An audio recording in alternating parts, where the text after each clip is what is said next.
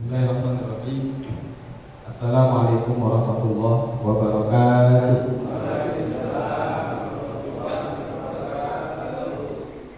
Lemes-lemes. Sarapan kayaknya.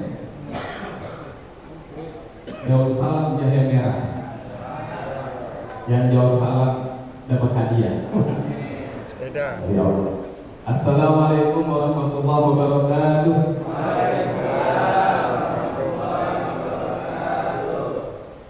Alhamdulillah, alhamdulillahil malikil aziz al-ghaffar. Asyhadu an la ilaha illallah wa asyhadu anna sayyidina Muhammadan abduhu wa rasuluh. Allahumma shalli wa sallim wa barik ala sayyidina Muhammadin adada al-awraq wal asjar.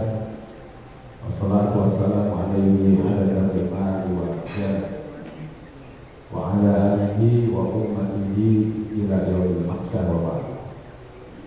Qala Allah Ta'ala a'udzu billahi minasyaitonir rajim. Bismillahirrahmanirrahim.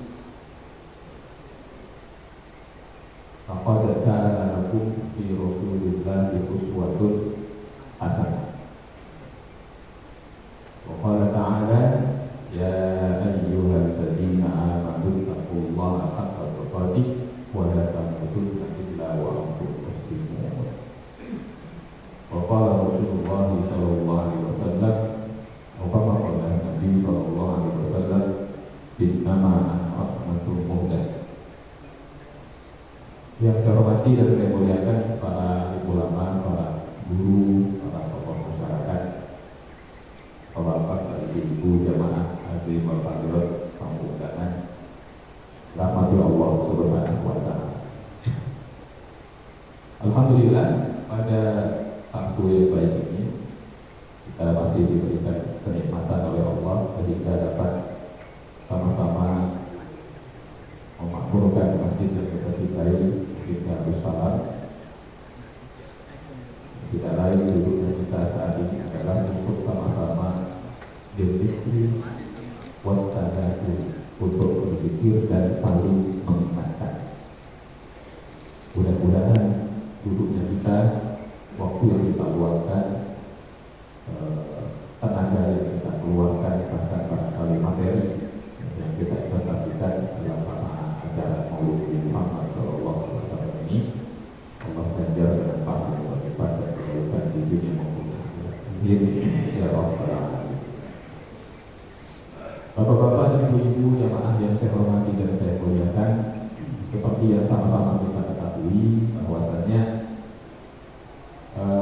peringatan terhadap hari lahirnya atau maulidnya Nabi Muhammad SAW ini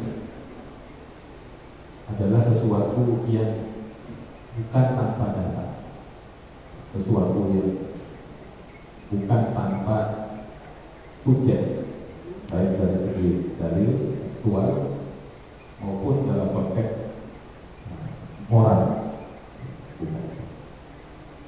Karena sepanjang sejarah, kalau kita lihat, adalah wajar-wajar saja, setidaknya itu adalah wajar-wajar saja bagi seseorang untuk bergembira dengan kelahiran saudaranya. Itu wajar-wajar saja. Kalau kita punya ponakan baru juga senang-senang aja, ya kan? Kalau tahu abang kita datang atau kita datang, dia akan mengatakan, alhamdulillah saya udah punya anak baru, umur udah segini, umur udah 60 kali masih punya anak bayi, ya kita senang-senang aja. Namanya ada kelahiran.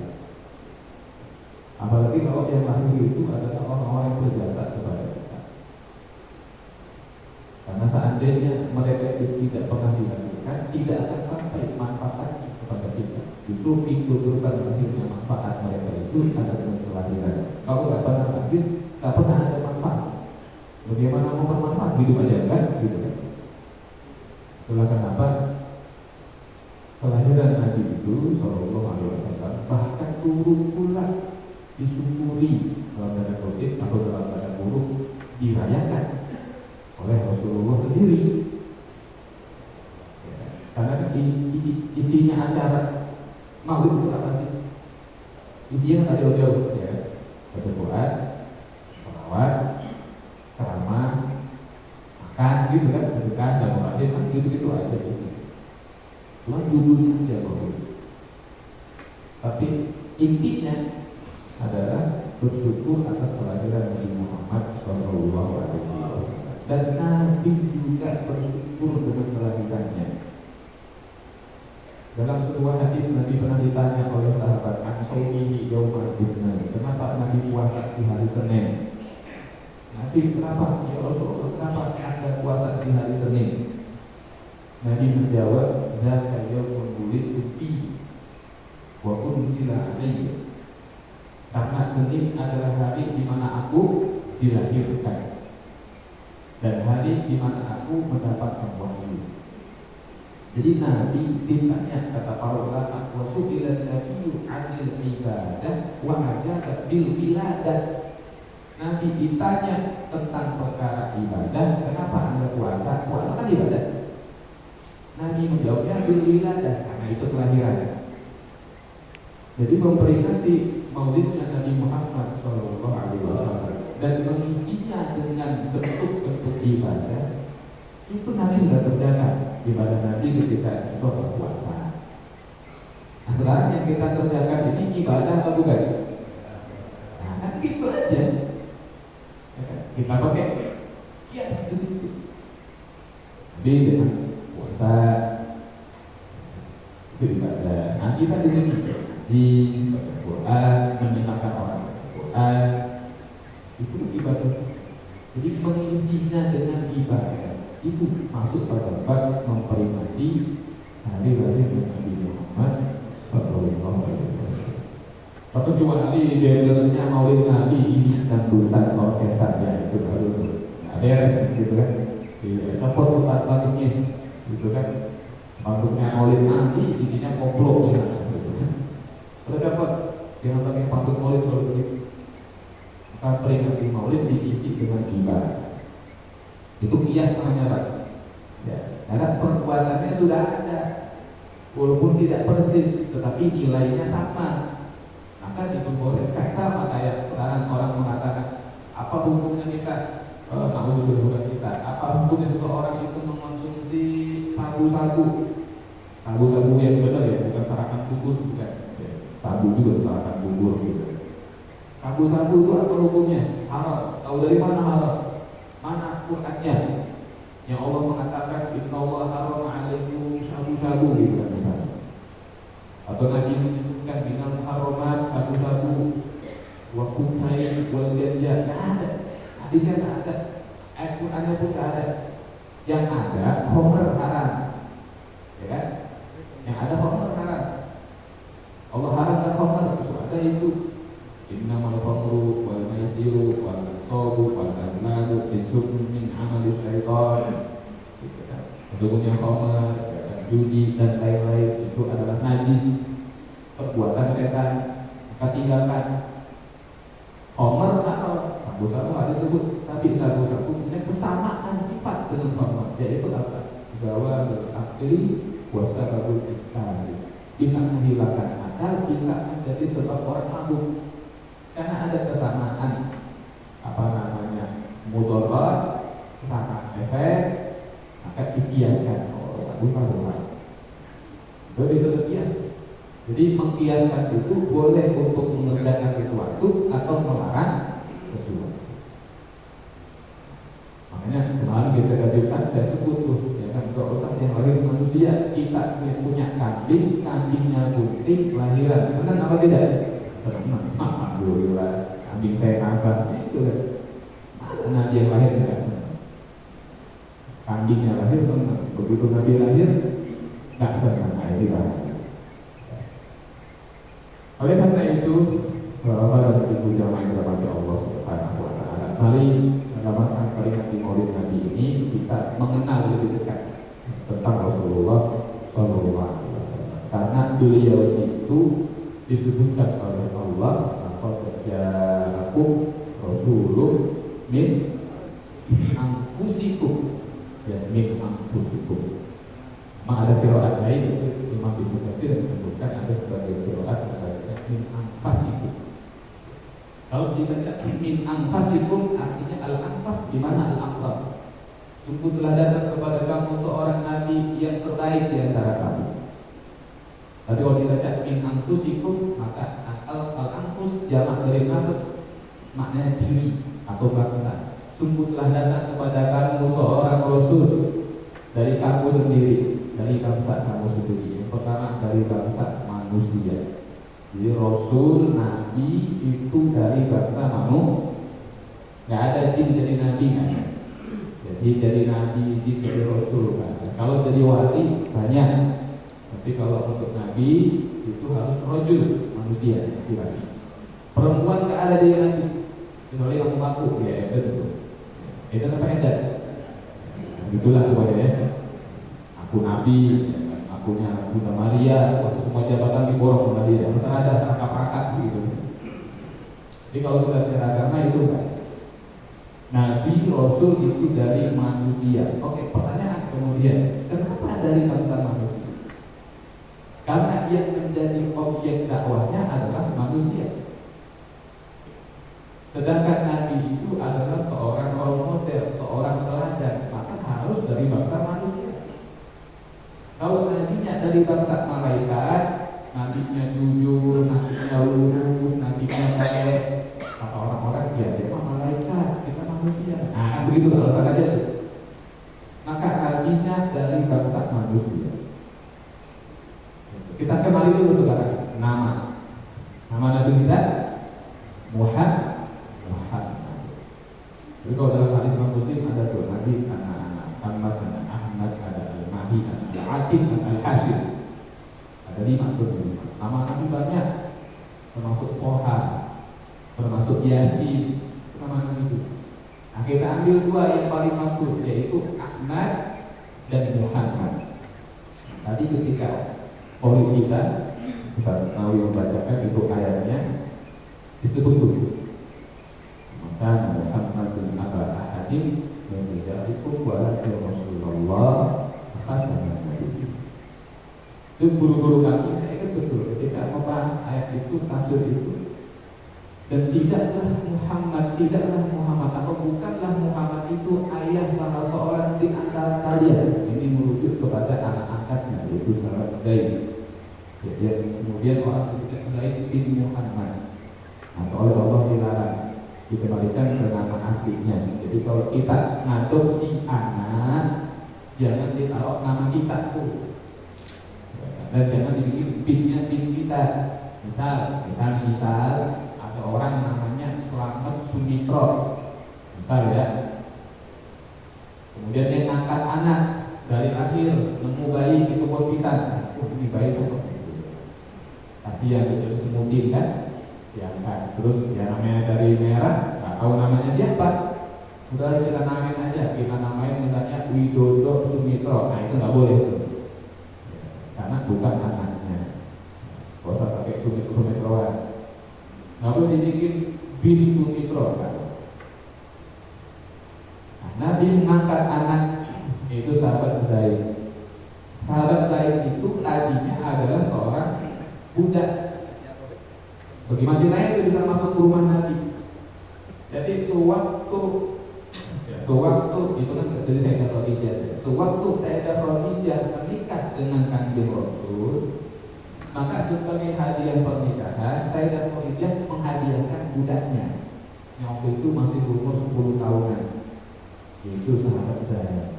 Zaid itu tadinya orang merdeka, tinggal di sebuah perkampungan, dirampok, diserang sama perampok, yang anak-anak sama perempuan diculik, dijual sebagai budak. Itu waktu Zaid. Begitu Sayyidah Khadijah sedang main ke rumah saudara sepupunya, kata sepupunya, Khadijah ini saya punya barang bagus nih, budak, mau nggak? Kasih. Sayyidah Khadijah. Begitu Sayyidah Khadijah menikah dengan Rasul, maka oleh Sayyidah Khadijah dikasih kepada Rasul sebagai pelayan Rasul, hadiah pernikahan. Tapi sama Rasul malah diperdekakan, diangkatnya makan. Allah menyebutkan bahwa yang artinya Nabi Muhammad itu bukan ayah salah seorang di antara kamu.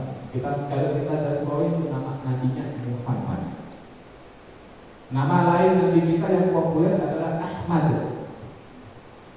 Dari namanya kita lihat sekarang Muhammad itu dalam tanda kutip akar kata aslinya secara makna adalah yang dipuji. Tapi kalau sekedar yang dipuji, maka mestinya bukan Muhammad, tetapi Mahmud. Ya, ada orang Mahmud di sini? Ada Pak Mahmud. Mahmud bener ya, jangan Mahmud Mamah Muda bukan. Ya, ini Mahmud bener ini. Ada. Dia hamida yahmadu hamdan wa mahmadan fa huwa hamidun wa dzaka mahmudun. Mahmud itu yang dipuji. Mahmud. Kalau ada yang dipuji, maka harus ada yang memuji. Orang yang memuji disebut hamid. Ada hamid di sini? Ada Pak Hamid? Nggak ada juga. Yang memuji kan dipujikan. Enak amat ya kan. Jadi kalau orang yang memuji disebutnya hamid. Kalau yang dipuji disebut Mahmud. Nah, Nabi kita adalah orang yang memuji Allah, betul? Kalau bicara zikir, siapa yang paling melebihi zikirnya Rasul? Tidak ada. Rasul tidur aja, hatinya melek, matanya merem, hatinya melek. Kalau kita mata melek, hati merem, saking lalainya gitu kan. Mata, gak usah mata merem, melek aja kita merem, mata hati. Nabi itu paling banyak memuji Allah, tetapi sebutannya bukan Hamid, Ahmad. Kenapa? Karena Ahmad itu sudah takdir. Jadi biasa misalnya kita yang bahasa Arab ya, Ali pintar, Aliun mahir. Khalid pintar, Khalid mahir. Ali lebih pintar daripada Khalid, atau lebih banyak kepintarannya daripada Khalid, maka Aliun amhar min Khalid. Nabi Ahmad min ghairihi minal hamidi. Nabi itu lebih banyak memuji Allah daripada semua orang yang memuji Allah.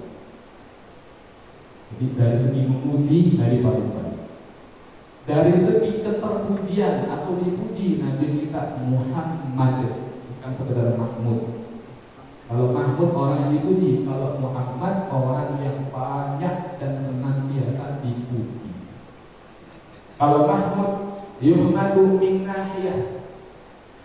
Orang yang disebut Mahmud itu dipuji dari satu sisi saja. Kalau Muhammad yuhmadu min jami'in nawahi, maka dipuji dari segala sisi. Contoh, kita sering lihat orang, dia sebenarnya baik, cuma sholatnya kurang. Nah, gitu kan? Tapi baik.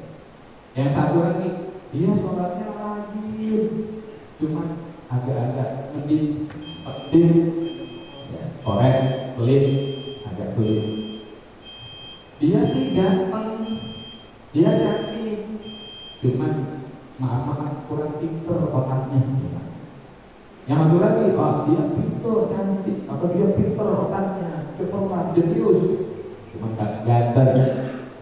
Yang satu lagi, oh dia ganteng, pinter, cuma miskin. Jadi orang itu ada aja cumannya, ya ada aja cumannya. Kalau dia kaya, baik, dermawan, cuma saya yang penyakitnya berat, ada lagi yang ternyata gitu. Itu Mahmud. Kalau Nabi itu udah gak ada cumannya Pak. Nabi itu gak ada cumannya. Mau dia dari sisi mana, dari sisi fisiknya gak ada cuman-cumannya. Ada orang yang matanya bagus, hidungnya kurang. Ada yang hidungnya matanya bagus, pipinya kurang. Ada yang bagus kopi berwajah, giginya kurang. Ada aja cumannya. Nabi fisik gak ada cuman-cuman. Ada yang sudah sempurna fisiknya, ganteng, alisnya bagaikan apa namanya? Wah, bagaikan tatapan mata Raja Wali, matanya tajam, hidungnya mancung melengkung bangir, bibirnya pas, simetris tepat atas bawah, dagunya pakai lubang bergantung, nanti begitu kan? Cuman keringatnya bau, ya kan? Cuman keringatnya bau. Ada lagi cuman, kalau nanti nggak ada cuman. Makanya Muhammad, ya, yang terpuji dalam segala hal. Itu baru bicara fisik dulu di sini. Oleh karena itu, oleh karena Allah Subhanahu wa taala sekali dulu sekalian, kita hendaklah mengenali Nabi kita dengan tujuan semakin menambah rasa syukur kita kepada Allah melalui hadirnya Rasulullah Muhammad SAW. Yang kedua, kenapa kita harus bersyukur? Saya Muhammad dalam kitabnya Syarahul Ummah Al-Muhammadiyah itu menyebutkan bahwa kita ini memang sudah seyogyanya bersyukur kepada Allah karena menjadi bagian dari umatnya Rasulullah SAW, karena Allah telah menurunkan rahmat yang sangat luar biasa. Dalam bentuk apa? Misalnya Raf'ul Isr, mengangkat al-isr, beban. Jadi ada beban yang Allah angkat dari pundak kita. Jika kita bandingkan dengan beban yang terdahulu, ada beban yang diangkat oleh Allah. Apa bebannya? Dan kita ada doanya itu, Rabbana wala tahmil alaina isra kama hamaltahu 'alal ladzina min qablina. Kan dibilang lagi itu kan. Rabbana ya Tuhan kami, wala tahmil alaina, janganlah kau timpakan kepada kami isra, beban, kama hamaltahu 'alal ladzina min qablina, sebagaimana beban itu engkau letakkan kepada orang-orang sebelum kami. Apa bebannya? Misal, yang pertama adalah fi izalatin najasah, dalam perkara menghilangkan najis. Itu Nabi menyebutkan umat terdahulu itu kalau masalah najis mereka sangat hati-hati sekali, luar biasa. Kenapa? Karena kalau sampai wa ila asoba baulu ahadihim, apabila ada kencing, misalnya air kencing mereka menimpa pakaian, menimpa celana, menimpa gamis, maka untuk mensucikannya itu pakaian yang kena najis harus dipotong. Nggak bisa dicuci kepada itu, nggak bisa. Jadi kalau mau dihilangkan maka harus dipotong. Bayangkan kalau terjadi di zaman kita, setiap kali kena air kencing, celana kita harus dipotong. Lama-lama karena panen di celana pendek, ini celana pendek semua ini. Pas mau kondangan bingung, kenapa darah saya pendek semua? Karena panjangnya, karena nanti semua tuh nggak kena kencing, orang ayam, kenapa orang cincin, ada lagi jalan di padang air got, najis lagi, potong lagi, itu beban. Hatta dalam sebuah hadis dikatakan juga bahwa jika najis itu terkena anggota badan, potong Pak, potong, kena kaki, potong kaki. Wah, kebayang itu, rumah sakit penuh, dokter anestesi panen besar. Tapi enak juga di mata Muhammad. Ustadznya kaki sebelah semuanya. Sering jalan banyak anak gitu kan. Tapi kalau hujan, wah, kita udah pelan-pelan malah dipat dengan anak kaki. Nah udah, kalau kita enggak kuat lagi, diangkat bebannya. Kalau kena najis tidak sulit. Ya kan? Hatta meskipun itu najis berat, seperti marah, najis, anjing dan babi, bisa dibasuh dengan cara tertentu, ya kan? Nggak mesti dipotong. Itu contoh beban Allah angkat. Beban dari apa?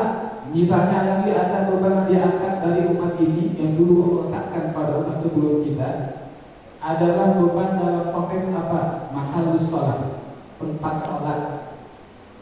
Ya, tempat sholat. Kalau orang Islam, umat Nabi Muhammad SAW, itu Nabi menyebut wa ju'ilatil ardu li masajid. Allah menjadikan tanah bumi ini sebagai tempat-tempat sujud bagiku dan umatku. Jadi orang Islam, umat Nabi Muhammad SAW, sholat di masjid boleh? Boleh. Sholat di musola boleh? Sholat di kebun boleh. Sholat di kantor, sholat di rumah sakit, sholat di depan ruko, sholat di jalan raya, jangan, berbahaya. Maaf, ada orang lain Bang gitu kan. Sholat di sini, gitu kan. Kesian orang nggak bisa. Susah kerennya orang di sholat. Di mana tempat boleh asal suci, itu kan di lapangan, boleh sholat asal suci. Tapi kalau yang terdahulu nggak bisa Pak, nggak bisa. Bahkan di syarat Abdullah bin Abbas itu menyebutkan, maka nabi minal anbiya, nggak pernah ada seorang nabi yusolli hatta yasilul mihrab. Nggak pernah ada seorang nabi pun yang sholat kecuali sudah sampai di mihrab, di tempat sholat. Nabi Ibrahim kalau mau sholat pulang dulu ke mihrab dulu. Nabi Zakaria mau sholat ke mihrab dulu, ke tempat sholat. Nggak bisa di semua tempat.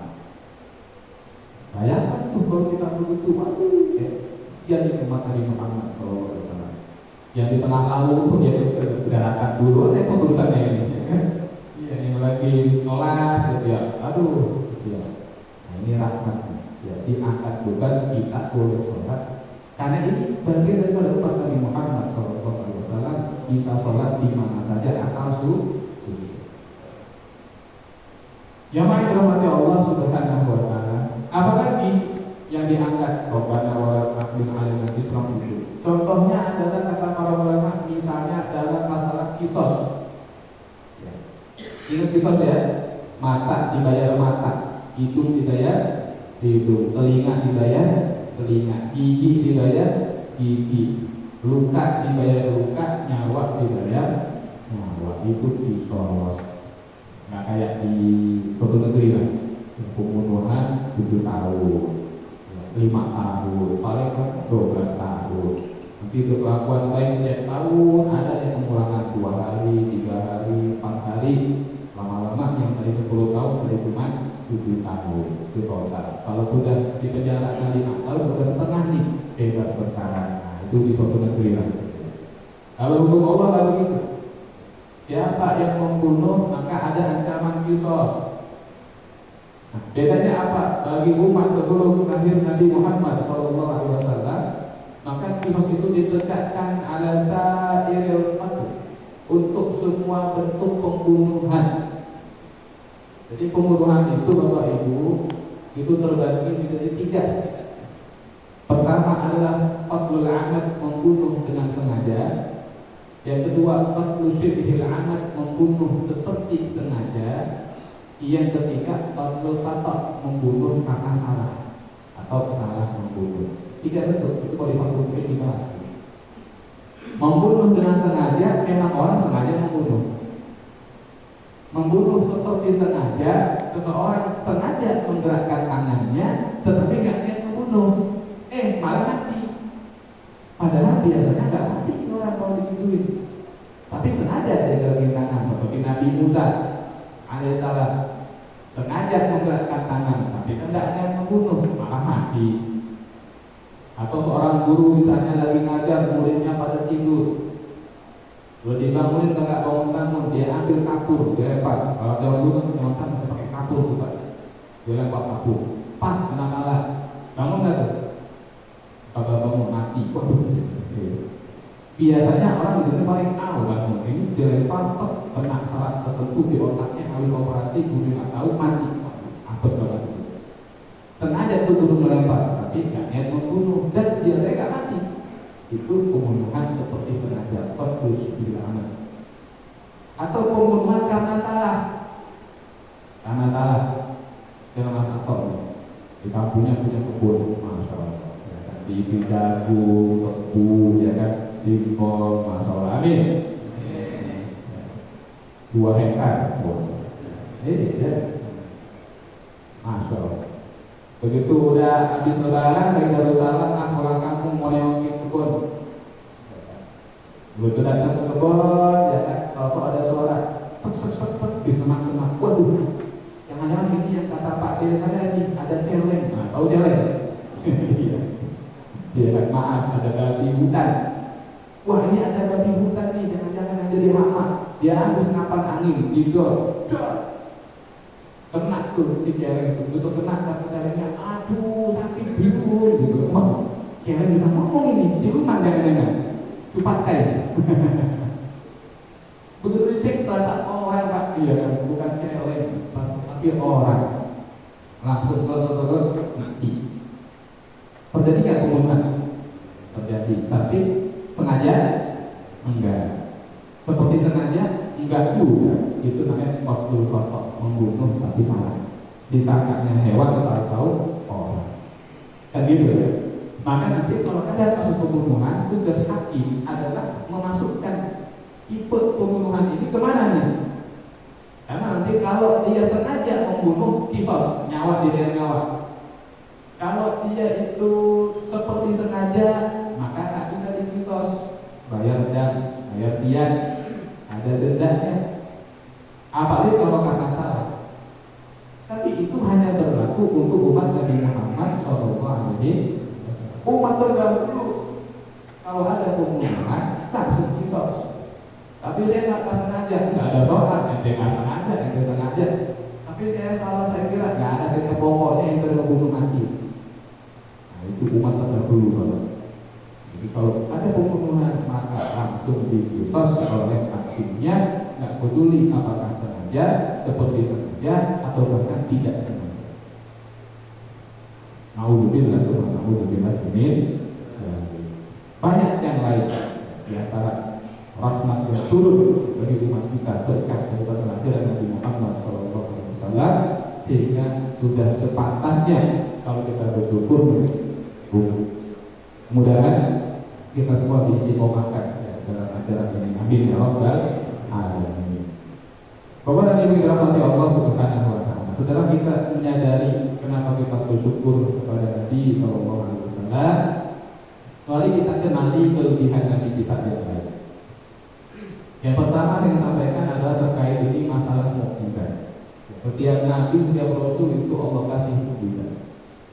Kadang-kadang manusia itu dia susah dicintai dan susah mengagumi kalau tak tahu kelebihan dan kekurangan.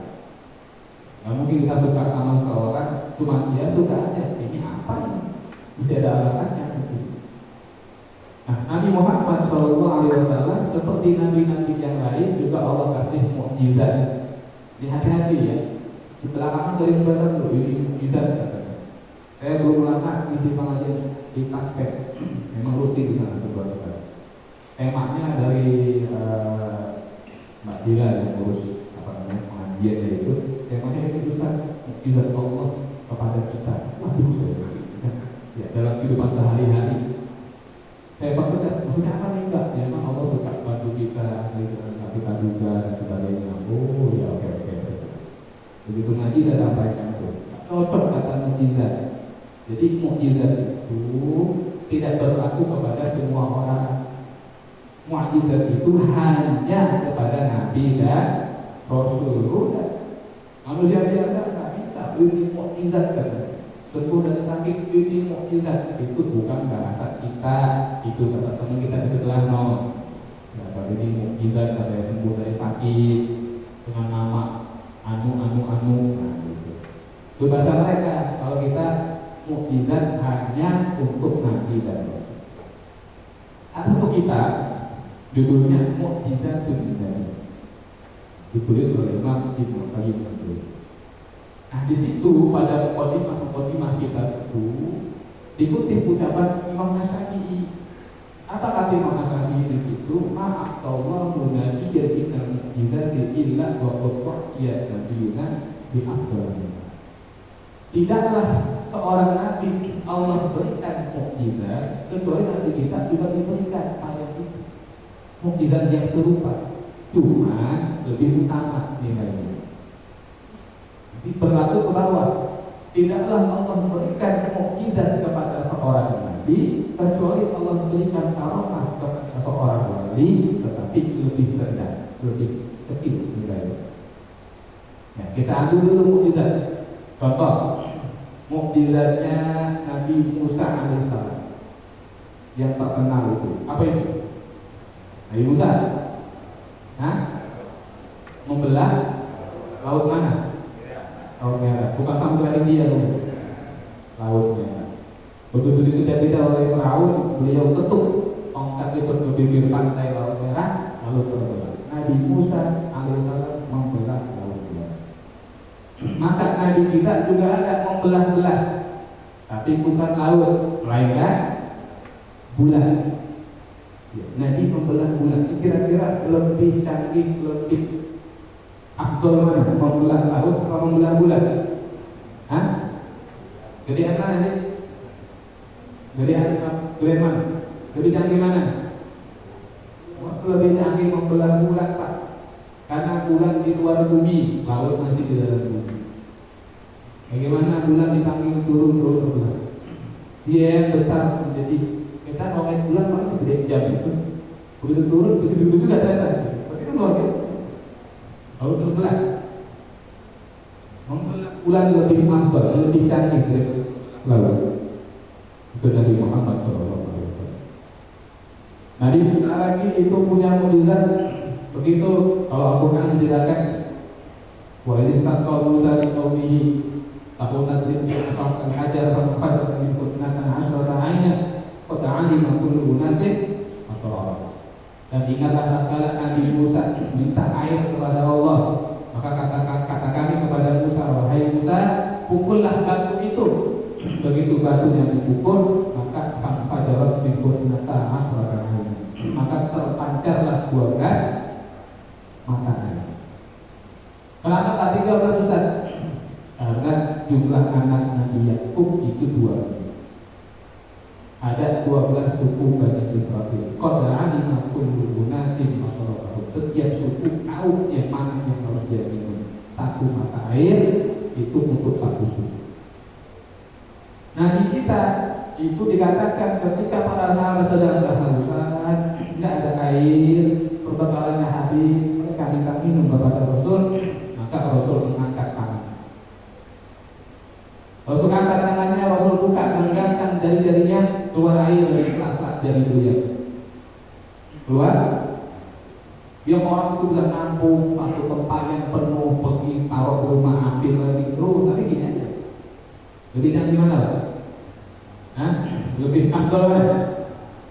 Dari batu keluar air atau dari tangan keluar air? Kalau kita, bukan saya merendahkan Nabi Musa, enggak. Wah, Nabi Musa siapa saya ini? Gitu kan? Musa gitu kan? Sorry.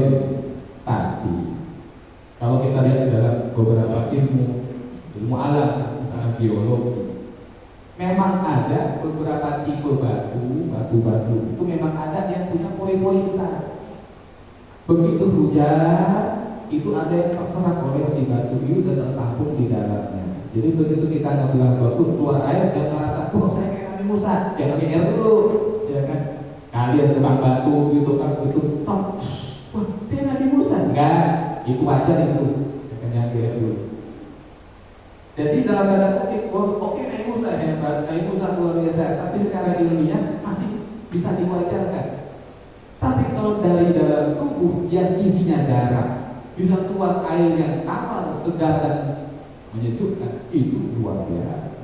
Masa iya begitu hujan kita serap airnya? Enggak. Maka tidaklah Allah berikan satu mukjizat kepada seorang nabi terdahulu, kecuali nanti kita diberikan yang lebih hebat. Apalagi misalnya yang terakhir apa? Di sini mukjizat itu. Nabi Isa bin Maryam yang paling terkenal. Apa itu? Menghidupkan orang yang mati dengan izin Allah. Ditantang dia oleh orang-orang Bani Israel itu, Isa, kalau kamu betul Rasulullah, tunjukkan kamu punya mukjizat. Apa itu? Hidupkan orang yang sudah mati. Oke. Dengan izin Allah. Siapa? Nah, yang mana? Dilihat, ada kuburan. Maka Nabi Isa bin Maryam berdoa kepada Allah. Setelah berdoa kepada Allah, kuburannya terbelah. Ya. Nggak pakai betul-betul tadi, nggak ada asap-asap, nggak ada itu keluar. Susana itu yang keluar kalau ini terbelah, lalu keluar ya, seorang gadis remaja hidup, bicara, ketemu bapaknya nangis juga nangis. Apa kabar Bani Israel yang kufur itu? Wah, ini kan baru mati 2 hari lalu, masih mati suri itu, gitu kan? Begitu katanya. Nah, mati suri dikubur masih hidup nanti, gitu. Bisa mati beneran kok dikubur gitu kan? Gak ada oksigen. Ini kayaknya belum terlalu mati deh, mati suri itu. Coba yang mana benar? Suruh yang kuburan jauh dikit, kuburan besar. Sudah, itu kuburan lama, kuburan kuno.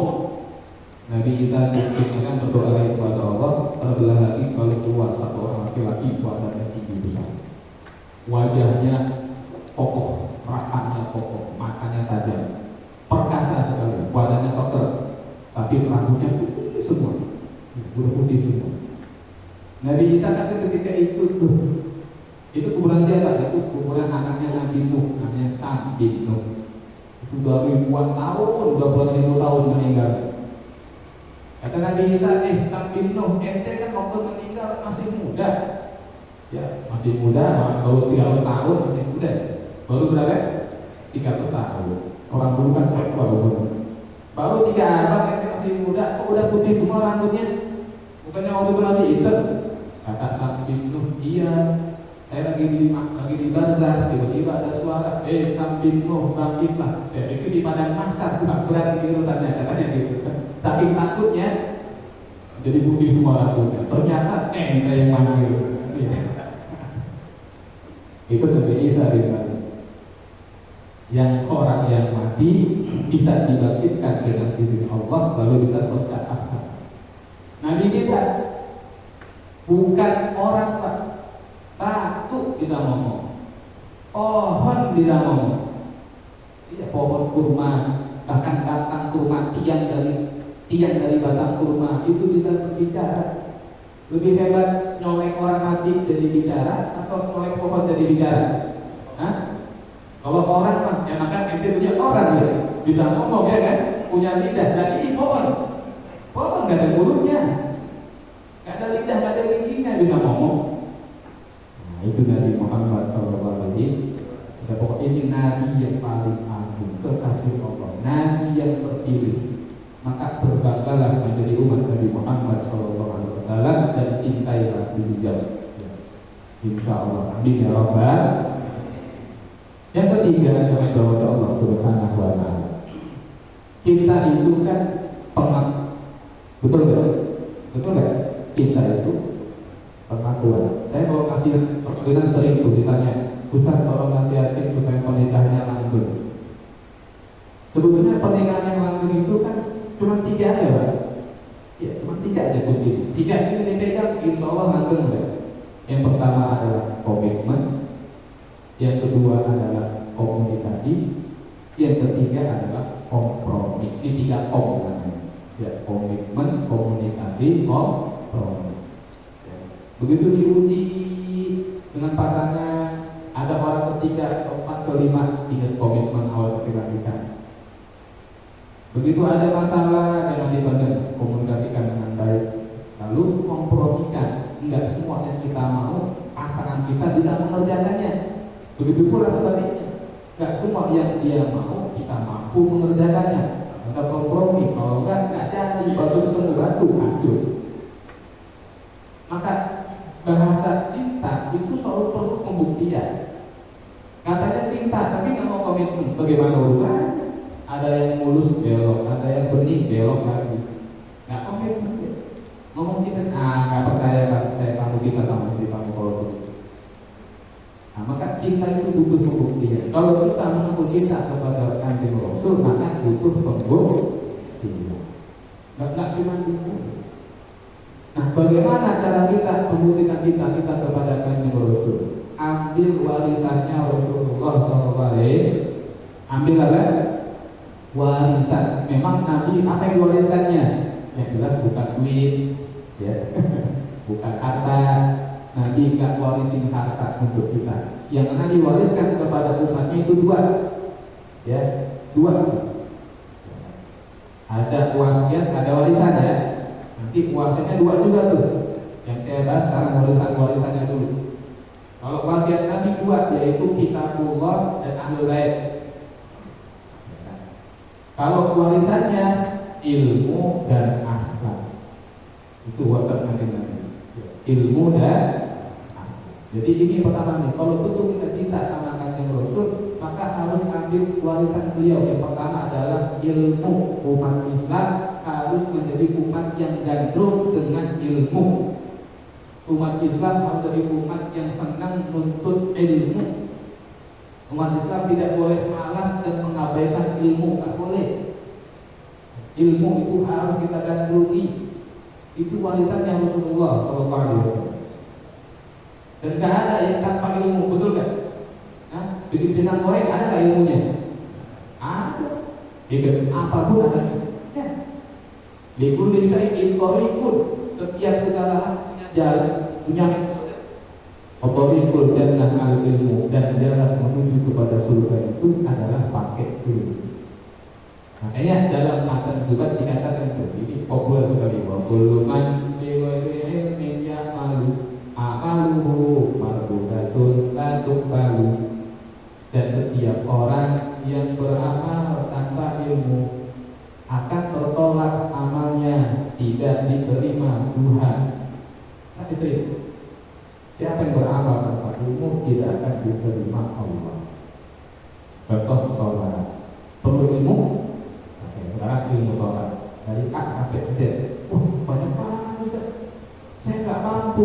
Oke, la yukallifu Allahu nafsan illa wus'aha. Allah nggak akan berikan beban yang kita nggak sanggup, tapi ada beban minimal yang harus kita pikul. Apa itu? Kalau bicara fikih, ibadah-ibadah fikih itu, kita semua harus tahu ilmu yang mengatakan sah dan ilmu yang mengatakan tidak sah. Betul. Kalau sholat berarti kita harus tahu apa yang membuat sholat kita sah. Berarti kita harus paham syarat sahnya sholat, harus mengetahui rukun sholat. Udah. Lalu yang membatalkan, kita harus tahu mubtilatus sholat, yang membatalkan sholat. Udah, dua. Syarat sah dan rukun itu harus tahu. Lalu yang membatalkan juga harus tahu. Adapun masalah sunnahnya sholat, mubahnya itu nggak terlalu pokok sebetulnya. Yang penting kita tahu syarat sahnya, kayak itu kita tegakkan. Lalu kita tahu rukunnya supaya tidak kita tinggalkan, dan tahu hal-hal yang membatalkan supaya kita jauhi. Karena kalau kita kerjakan sholatnya batal. Itu contoh itu. Jadi kita sholat tidak ada pekerjaan yang membatalkan dan tidak ada yang wajib atau rukun, malah kita tinggalkan. Contoh belum lama ada yang nanya, Ustaz, bagaimana hukumnya kalau seseorang sholat berjamaah, imamnya itu hafid, itu sholat isya katanya. Tetapi sang imam ini berkata kepada makmum itu, nanti saya baca juz 28, kamu simak ya. Jadi imamnya membaca juz 28 ketika sholat isya, makmumnya di belakang disuruh megang mushafnya, mushaf kantong. Nanya ke saya, itu gimana hukumnya Ustaz? Saya bilang, kamu pernah nggak begitu? Nggak pernah, waspada. Iya. Karena di antara yang membatalkan sholat adalah bergerak tidak di berburu atau lebih min ghairi darurah, tanpa keadaan darurat. Kalau kita sholat sambil megang Quran, megang mushaf, itu berapa gerakan tuh? Pertama, ngambil yang di kantongnya itu sudah bergerak. Habis itu kita taruh depan, itu bergerak. Lalu jari kita membuka halaman, itu bergerak lagi. Belum bawa kena kipas angin, balik lagi halamannya, gitu kan? Habis nyimak begini, belum naruh kantongnya lagi. Belum kalau dia sujud, takutnya merosot Qurannya jatuh, diambil lagi. Itu udah berapa gerakan? Sholat sambil baca mushaf silakan. Kalau depan mushafnya, gitu loh, kasih wadahnya. Ya kan, jadi kita melihat aja, dibaca, nggak apa-apa, mushaf besar gitu kan. Kalau dipegangin, itu terlalu banyak gerakan yang tidak perlu. Makanya, tapi kan Imam Nawawi mengatakan boleh selama bergeraknya diatur. Teorinya begitu, prakteknya pada batal semua itu ya. Teorinya memang selama gerakannya nggak betul-betul. Jadi caranya begitu dia mau ngambil gerak kanan, set, diam dulu 1 detik. Terus masukin jarinya, set, diam lagi 1 detik. Diangkat, set, diam lagi 1 detik. Ke depan, set, diam lagi. Begitu tidak begitu, imam udah sujud imamnya gitu. Nggak mungkin berkejar, bersujud dia, nggak sempat kita ingat. Kelamaan enggak putus-putus gerakannya. Karena kalau gerakan langsung mutawaliyat kata, udah susah. Jadi kalau mau disimak jangan pas sholat. Itu ilmu kan? Jadi Umat Islam ini harus rajin semangat mencari ilmu, terutama ilmu yang mendukung ibadah. Ilmu yang mendukung ibadah, termasuk ilmu pernikahan. Karena ibadah yang terlama itu adalah nikah, sholat paling 10 menit, puasa paling sampai maghrib. Kalau nikah bisa puluhan tahun ada, nggak cuma sehari, setahun, 2 tahun, ada sampai 50 tahun. Dan nikah itu harus tahu ilmunya, mana yang membatalkan pernikahan. Kan gitu kan? Yang sampai nggak sengaja udah kejadian. Gitu. Yang kedua akhlak. Jadi Nabi mewariskan akhlak. Bahkan salah satu hikmah utama di Kanjeng Rasul adalah untuk menyempurnakan akhlak. Kalau ilmu, para ulama mengatakan laulal ilmu lakana nasu kal baha'im. Kalau bukan karena ilmu, maka manusia itu tahukahnya seperti binatang. Itu ilmu. Tapi kalau akhlak itu seperti pakaian. Ya.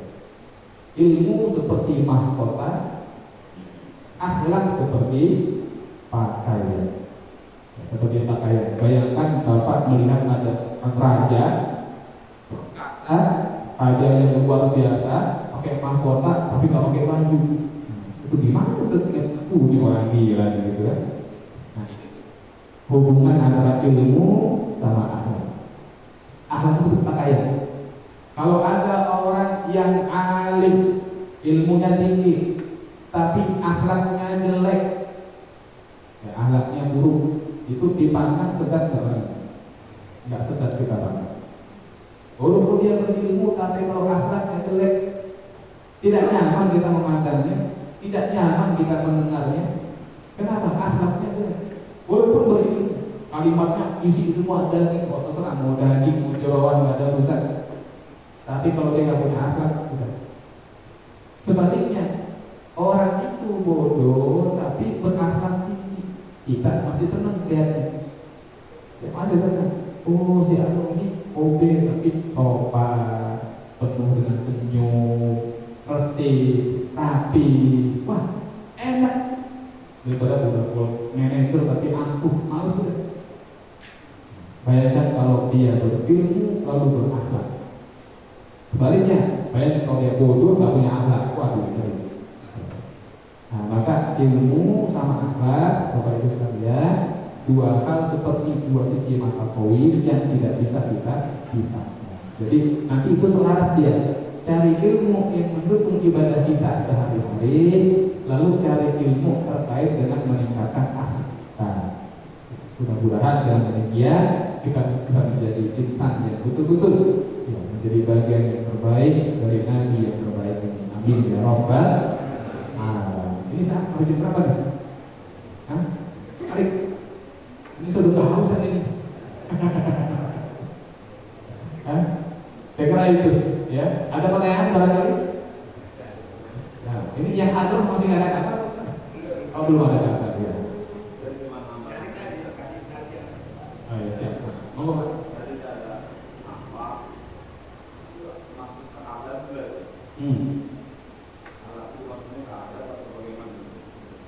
Pertanyaan baik. Apakah akhlak ini masuk situ adab atau bagaimana? Adab itu salah satu bentuk akhlak. Jadi kalau saya sebut kata bunga, kalau orang Jawa bunga, nanti ada mawar, melati, kamboja, kenanga, lili, ya itu masuk bunga. Turunannya dari bunga adalah macam-macam itu. Akhlak itu kata besarnya tuh. Nanti setelah ada adab, ada muruah. Muruah itu lebih tinggi daripada adab. Tapi nanti kalau dibedakan secara definisi, biasanya orang mengatakan ini. Kalau akhlak itu biasanya dalam terapan bukan dalam definisi awal. Dalam terapan biasanya akhlak itu kaitannya pribadi.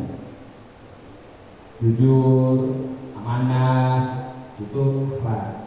Kalau ada biasanya bersentuhan dengan muamalah sama orang lain, adab menyambut tamu, adab kepada tetangga, adab kepada guru, biasanya begitu. Nah kalau bahasa kita itu membedakan antara adab dengan sopan santun. Adab dalam bahasa Indonesia Indonesia itu ya akhlak dalam bahasa Arabnya, sopan santun itu ya adab dalam bahasa Arab begitu. Pendek kata, kalau adab dalam bahasa Indonesia itu kaitannya diri pribadi, kalau sopan santun kaitan sama orang lain. Kalau bahasa Arabnya adab terkait sama orang lain, akhlak terkait dengan diri sendiri. Dia orang yang berani, itu akhlak. Tapi kalau dia orang yang sayang kepada saudaranya, itu ada. Itu Pak. Dua-dua itu kita ada. Karena ingat, banyak orang yang tergelincir gara-gara muamalahnya kepada manusia yang tidak baik atau yang tidak beres. Alhamdulillah, alhamdulillah. Saya kira itu ya. Allah. Ada lagi? Monggo Pak. Assalamualaikum warahmatullahi wabarakatuh. Waalaikumsalam warahmatullahi wabarakatuh. Mengenai manusia yang dihidupkan Nabi Isa yang tadi, kan umur kan ditentukan, ya udah dia meninggal kan. Terus dari permintaan Nabi Isa dia bisa menghidupkan manusia lagi. Ada nggak diriwayatkan orang yang dihidupkan itu berapa usianya setelah dihidupkan lagi gitu? Segitu aja Ustaz. Assalamualaikum warahmatullahi wabarakatuh. Waalaikumsalam warahmatullahi wabarakatuh. Pertanyaan baik. Apakah ada riwayat yang menyebutkan orang yang dihidupkan oleh Nabi Isa bin Maryam itu berapa lama dia hidup lagi, begitu kan? Iya. Sependek yang saya tahu, nggak hidup selamanya. Jadi sifat mukjizat itu tidak mengalir selamanya kecuali Nabi Muhammad SAW, yaitu Al-Quran. Al-Quran itu tidak hanya terjadi pada masa Nabi Rasul, tapi terus dia ada sampai sekarang, sampai menjelang hari kiamat. Adapun Nabi yang membelah-belah, ya sekarang sudah belah, keluar air sudah kayak gitu kan. Tapi yang Al-Quran terus bertahan. Nabi Musa membelah laut, ya sekarang tidak berbelah lagi.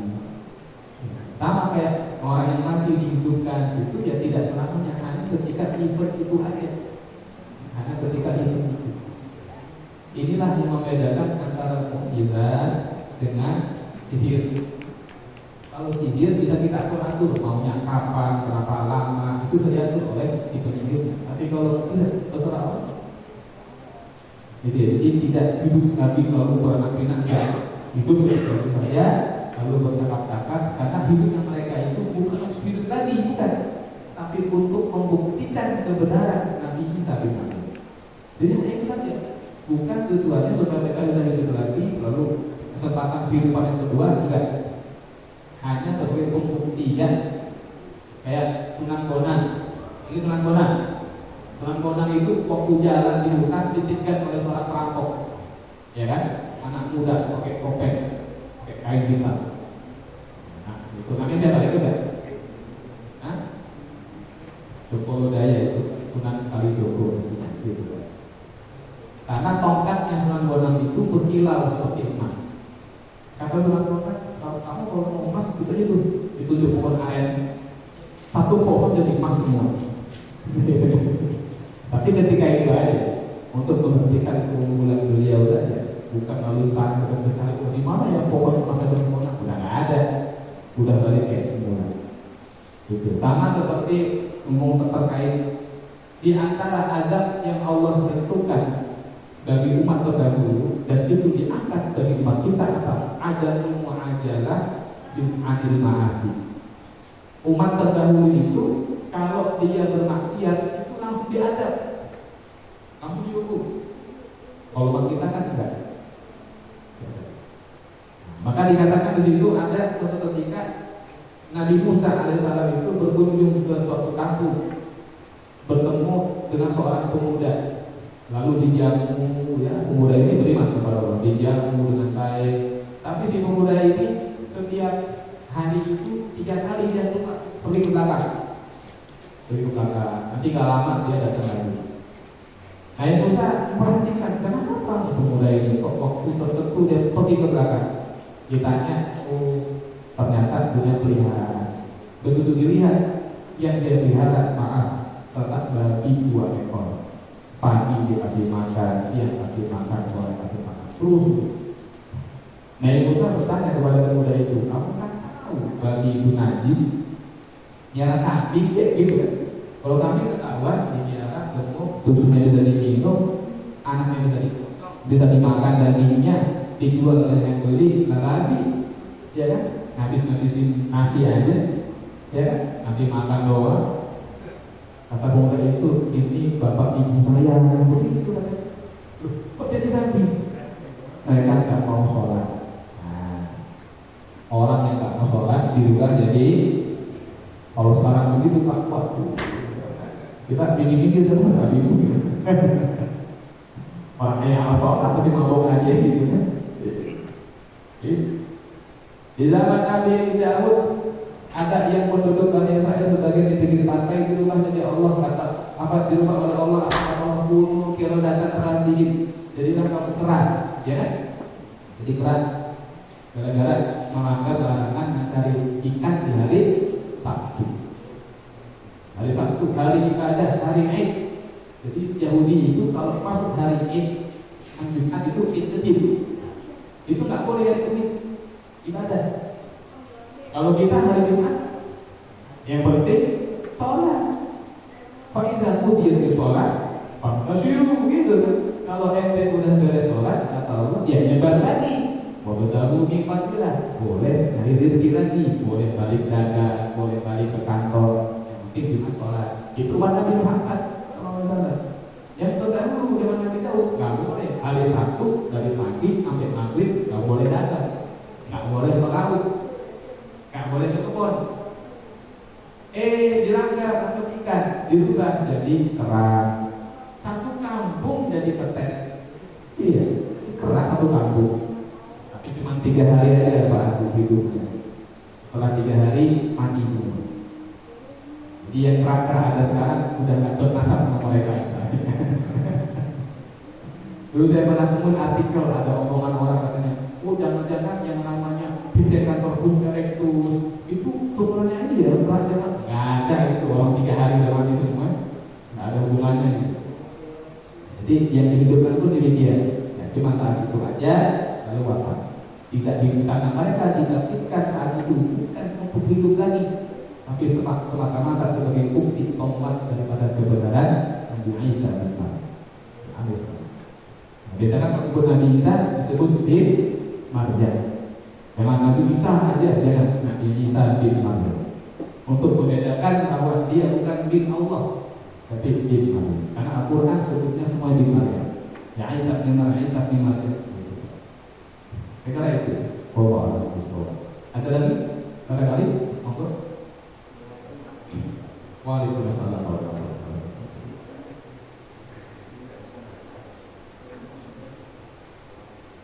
Pertanyaan baik. Ada narasi mengatakan bahwa Nabi Muhammad SAW tidak bisa membaca. Apa maksudnya? Ini pertanyaan bagus ini. Kalau kita lihat memang misal dalam kitab hadis Imam Bukhari, itu bab yang pertama itu bab batil wahyi, bab permulaan turunnya wahyu. Itu cerita masalah pertama kali wahyu turun di Gua Hira. Ingat ya? Terus Nabi Muhammad SAW juga ada mengatakan dia mengikhlas pacaran. Nabi menjawab, makna di Farid yang begitu kita terjemahkan, maknanya menjadi saya tidak bisa membaca. Nabi dari dulu mau dilepas lagi sampai 3 kali. Ikhlas bismillah dikambil, terus Nabi ngikuti itu. Oke, masuk pada pertanyaan. Betulkah Nabi tidak bisa membaca? Pertanyaan bagus. Misalnya ada orang, ini saya lagi ngaji begini, saya bawa HP. Katakanlah tiba-tiba ada yang telepon, saya angkat. Assalamualaikum, halo Pak Ustaz, tolong Pak Ustaz, ke rumah saya. Bisa nggak ke rumah saya ada masalah, suami saya bla. Dia jawab, maaf, saya nggak bisa ke rumah bapak, atau saya nggak bisa ke rumah ibu. Jadi, pertanyaannya, apa maksud saya nggak bisa ke rumahnya? Apakah A, saya tidak bisa sama sekali, atau B, saya saat ini tidak bisa karena ada sesuatu hal, misalnya lagi ngaji, terus saya tinggalin. Karena apa kira-kira? Karena ada yang lain, gitu kan? Jadi ketika Nabi diperintahkan baca, dia menjawab saya tidak bisa membaca.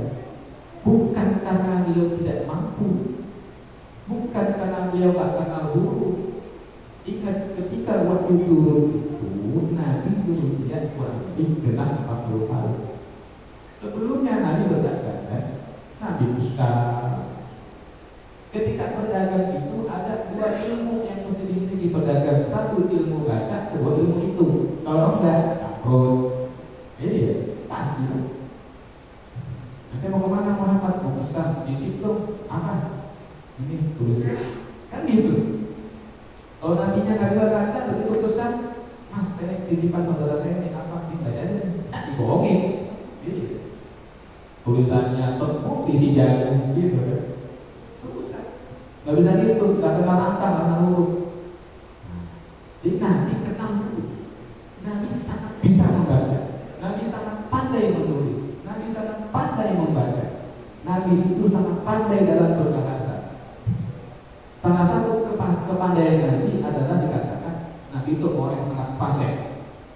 Fasih dalam bahasa Arab, dalam ilmu bahasa itu bukan ain, ha, bukan itu bukan. Fasih itu artinya sangat pandai berbicara, sangat pandai merangkai kata, sangat pandai memilih yang ini kata yang tepat ini, kalau singkat yang begini, yang bagus begini. Dan itu tidak bisa dimiliki kecuali oleh orang yang kaya akan literasi. Dan dalam itu berarti pandai baca, pandai tulis. Nabi pandai baca, Nabi pandai tulis. Kalau itu kenapa waktu itu bilang saya tidak bisa baca?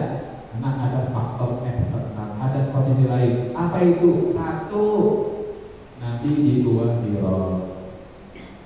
Mata manusia dapat melihat suatu benda itu ada syaratnya. Apa? Ada cahaya.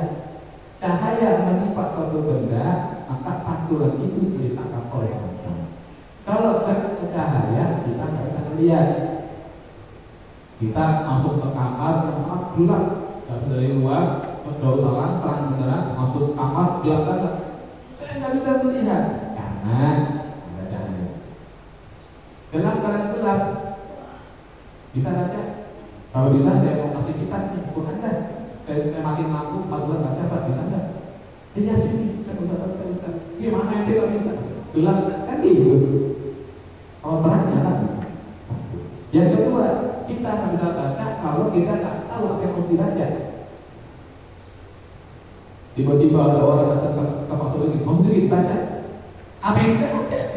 Iya, kita dulu gitu. Saya baca apa dulu nih? Baca, saya nggak bisa baca. Nah, begitu dia baca, oh ini. Ketika itu kan nggak mungkin baca Jibril datang masih surat masih lembar dibaca Quran, nggak begitu. Jadi jawabannya bima anadil farid itu jawaban halus. Ya, jawaban halus bahwa saya saat ini bingung membaca apa. Apa kalau saya baca? Jadi bukan saya sama sekali nggak bisa baca.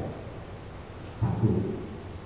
Yang kedua, ketika perjanjian Hudaybiyah, dari orang Quraisy diutus seseorang namanya Suhail bin Amr. Dia disebutnya Khatib Quraisy, tukang pidatonya orang Quraisy, orang pintar dan fasih sebagai perwakilan Quraisy. Maksud bertemu sama Nabi, duduk di tenda, yuk kita lagi perjanjian. Yang jadi juru tulisnya adalah Sayyidina Ali bin Abi Thalib. Di lembar perjanjian, Sayyidina Ali tulis Bismillahirrahmanirrahim. Itu kata Suhail bin Amr. Tak dulu, itu hapus tuh.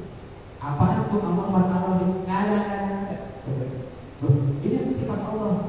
Enggak, kita Bismillah aja. Kalau Allah kita tahu Ar-Rahman Al-Mana. Kali oleh Nabi, gimana Rasul? Udah hapus aja. Ya udah dihapus. Jadi Bismillah dengan nama Allah. Ha'uhada al-abdu wal kita bainana Makkah Quraisy Makkah wa Muhammad perjanjian ini. Di bawah tanda tangan. Begitu masuk pada tanda tangan sama Sayyidina Ali ditulis Muhammad Rasulullah lalu Suhail bin Amr. Dikasih itu Nabi tanda tangan. Suhail pas mau tanda tangan dia baca lagi, orang pintar dia baca lagi, jangan sampai tanda tangan Nabi nggak tahu. I don't know what I sign. Nah itu Mulyono itu kan main tanda tangan dari Nabi baca. Suhail baca dulu tuh, baca semua, terus dia Muhammad Rasulullah. Nggak ada Rasulullah nggak ada. Kalau kami akui dia Rasulullah nggak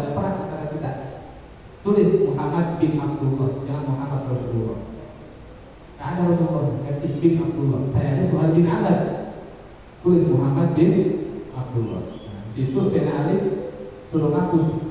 Kata Nabi, hapus. Sayyidina Ali nggak mau. Enggak, saya nggak mau hapus. Kata Nabi, Ali hapus. Kata Ali, saya nggak mau. Sampai 3 kali Nabi ngomong, Ali hapus Rasulullahnya. Saya nggak mau, saya tidak akan menghapus Rasulullah. Nggak mau. Ini satu-satunya orang yang membantah perintah Nabi nggak mau benar. Iya. Disuruh Nabi malah membantah, tapi nggak dosa. Kenapa? Karena saya cinta sama Rasul. Saya berjuang untuk menegakkan Rasulullah. Masuk suruh hapus, saya nggak mau. Maka Nabi ambil kertasnya, Nabi hapus. Nabi tulis bin Abdullah. Berarti Nabi bisa baca, bisa nulis. Kan gitu ya. Jadi Nabi bisa baca, bisa nulis. Terkait itu. Oh, kalau gitu benarlah tuduhan orang karena Nabi tidak bisa baca, bisa nulis, berarti Quran buatan Nabi dong. Gitu misalnya kan. Karena kan biasanya saya dengar nih orang mengatakan Nabi itu seorang ummi, nggak bisa baca, nggak bisa nulis, untuk membantah tuduhan orang yang mengatakan bahwa Quran buatan Nabi. Sederhana, kumpulin semua orang yang ahli baca, ahli tulis ini, bikin secara Quran. Bisa kan? Gimana? Keberadaan Nabi yang pandai baca, pandai tulis tidak menjadikan dalil bahwa Quran buatan Nabi. Kenapa? Yang pandai baca kan banyak, yang pandai tulis kan banyak. Begini aja, Quran standar. Terjadi. Jadi nggak ada hubungannya sama Nabi pandai baca, pandai tulis Quran itu buatan Nabi. Sok yang doktor-doktor ahli bahasa Arab bilangnya, bikin yang sama Quran, pihak kata-katanya, kedalaman uslubnya, adabnya, bikin. Allah menantang itu, bahkan walaupun jin dan manusia bersatu, bikin yang seperti Al-Quran. Kalau nggak bisa, bikin yang seperti satu surat dalam Al-Quran. Karena nggak ada yang mampu, nggak ada yang bisa. Semua akan terus terpengaruh dengan gaya bahasa Al-Quran. Contoh, dulu ada seorang perempuan waktu Nabi di zaman Rasul itu, ya, namanya Hansa. Dia mengatakan apa? Allah berfirman, Inna a'tayna kal jawahir fasholli li rabbika wahajir inna sani'aki huwa rajulun fajir. Nah, itu sedikit ATM dari surah Al-Qausar. Tahu ATM? ATM itu bahasa marketing, Pak. Amati, tiru, modifikasi. Kan gitu kan? Iya. Binatang apa saja ya? Jawahir. Ada lagi Musailamah Al-Kadzdzab, dia juga ATM dari surah Al-Fil. Kalau kita kan Al-Fil, alam tara kaifa fa'ala rabbuka bi ashabil fil. Itu mengisahkan tentang peristiwa besar. Ada kekuatan moralnya, ada kekuatan keimanannya. Musailamah juga hadirkan surah Al-Fil, begitu ditantang anak wahyu dari Iblis. Oh, dia tukar-tukar itu. Datang wahyu katanya. Apa itu? Al-Fil. Ma huwa al-fil ismuhu kabir wa damuhu tawil. Itu al-fil katanya. Seakan-akan kalau orang mendengarnya, wah masa itu bagus nih. Al-fil, ma huwa al-fil ismuhu kabir wa damuhu tawil. Oh, itu wahyu itu. Coba lihat artinya apa? Al-fil, gajah. Itu artinya gajah. Ma huwa al-fil, apakah gajah itu? Ismuhu kabir, badannya besar. Wazanuhu tawil, buntutnya panjang. Sadaqallahu alazim. Apa ini sebenarnya kan? Ini bukan biologi. Kok dia diskusi gajah secara fisik? Gajah itu besar, badannya buntut panjang. Terus apa bukan moralnya? Nah, itu contoh. Nggak semata-mata kalau takdir Quran itu bunyi pun semua, an semua. Bukan.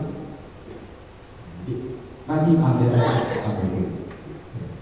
Oh, ada itu apa? Saya kira itu ada lagi terakhir barangkali. Cukup ya.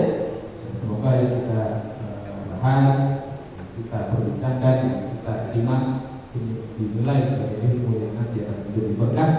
Allah Taala berikan kepada kita dengan anugerah dapat mengamalkannya dalam kehidupan sehari-hari. Amin ya rabbal alamin. Dan mudah-mudahan kita selalu mendekatkan diri kita kepada Allah dan mendekatkan kepada Rasulullah Muhammad sallallahu alaihi wasallam. Amin ya rabbal alamin. Amin. Setelah itu semoga ada manfaatnya.